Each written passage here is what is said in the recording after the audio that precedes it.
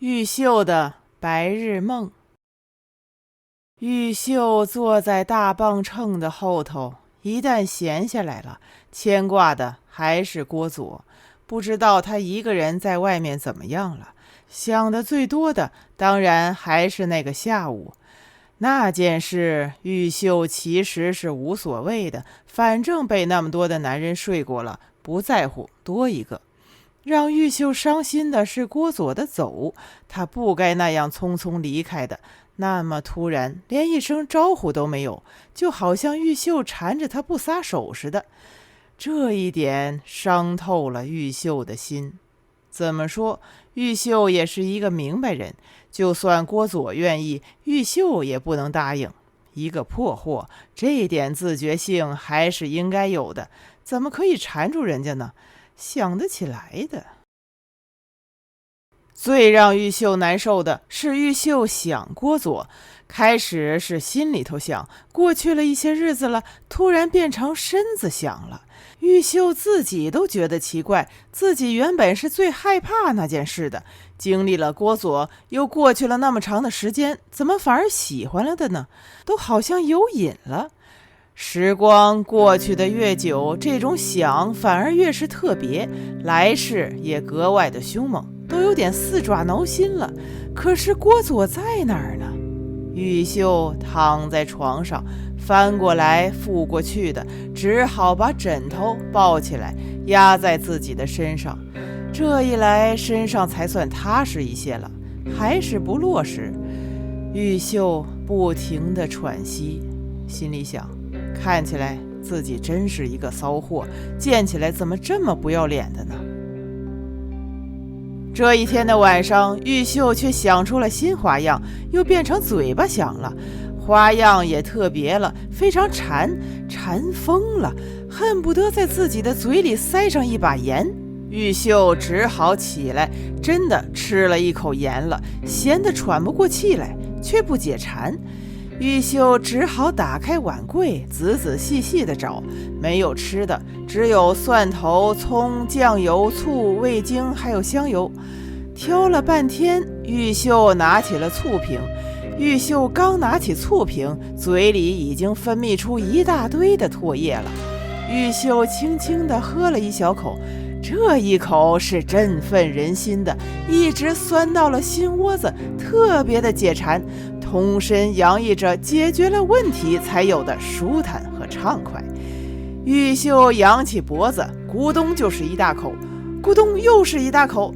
玉秀想，看起来自己不光是骚货，还是个馋嘴猫。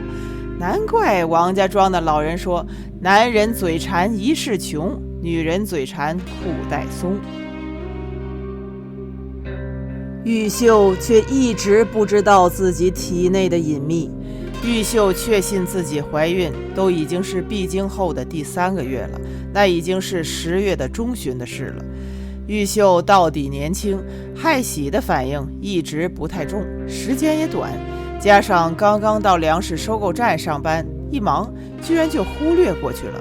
按理说，玉秀第1个月闭经应该有所警觉的，可那时候玉秀满脑子都是郭佐，在心里头和他说悄悄话，和郭佐吵架和解又吵架，整天做的都是郭佐的白日梦，偏偏把自己忘了。第2个月倒是想起来的，转一想，春天里被那么多的男人睡了都没事，这一次就是郭佐一个人，当然不会有问题了。人多力量大，郭佐再怎么说也不会比那么多的人还厉害，不会有什么的，放心了。放心之余，玉秀还对自己撒了一回娇，对自己说，怀上一个小郭佐才好呢，我刚好到省城去找他。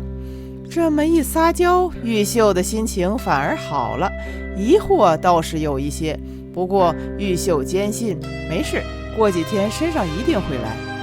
到了第3个月，都过去5、6天了，玉秀终于有点不踏实了，却始终存了一份侥幸。直到玉秀确认自己怀孕之后，玉秀一边害怕，一边还是侥幸，不要紧的，会好的，过几天也许自己会掉了呢。话是这么说，其实玉秀每一天都心思沉重的，仿佛断了一条腿，每一步都一脚深一脚浅的。10月的中旬，玉秀有些着急了。玉秀不能不替自己仔细地谋划了。关键中的关键是不能让玉米知道，玉米要是知道了，那就死透了。出路只有一个，赶紧把肚子里的东西弄出去。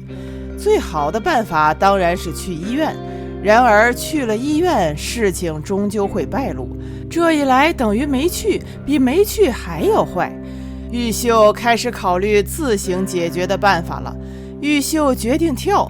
当初在王家庄的时候，王金龙的老婆小产过的，就因为和婆婆吵架的时候跳了一回。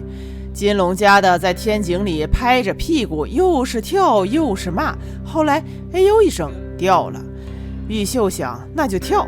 玉秀说做就做，一旦闲下来，便躲到没人的地方，找一块水泥地，一口气跳了40-50个，后来长到了70-80个，再后来都长到了170-80个了，还一蹦多高又一蹦多高的，连续跳了10来天，把饭量都跳大了，身上却没有半点动静。玉秀想，看来还是要拍着屁股。玉秀用王金龙老婆的方法试了4-5回，对泼妇的行为彻底绝望了。玉秀只能做另外打算，又想起来了，张发根的老婆也留过一回，是打摆子，吃了合作医疗的药，把好端端的肚子吃没了，都3个半月了。赤脚医生说了，一定是治疟疾的奎林片惹的祸。药瓶子上写的清清楚楚的呢，孕妇不宜。玉秀的问题现在简单了，找到奎林片就简单了。奎林片是常用药了，为了找到它们，玉秀还是费了不少心思，大姐大姨的交了一大串的朋友，花了4-5天的功夫，总算找到了。玉秀一大早上班，拿着了药瓶，这一回安心了，解决问题了。